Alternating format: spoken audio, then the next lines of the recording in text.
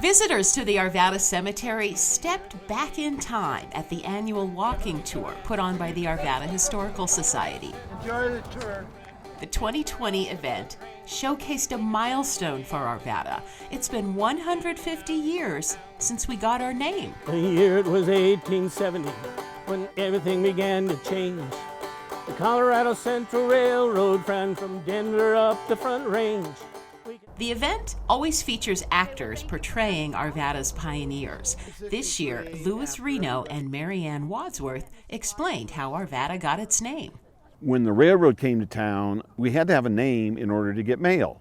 That's where Wadsworth and I got together and decided that we need to plat the city of Arvada. So the two of them, town founders Louis Reno and Benjamin Wadsworth, each donated land for the town and platted it out. And Wadsworth's wife, Marianne, got to name it. She called it Arvada, after the middle name of her brother-in-law, Hiram Arvada Haskin. Well, it turns out it's biblical. There was an ancient island off of Phoenicia that was called Arvad, and they were great mariners. They were known for their skillful seafaring abilities, and they were a prosperous port. So I thought Arvada would be a fine place to call home. That's how we came up with the name Arvada, and so by December of 1870, we had a town name. There have been many other milestones since, of course. Arvada was incorporated in 1904.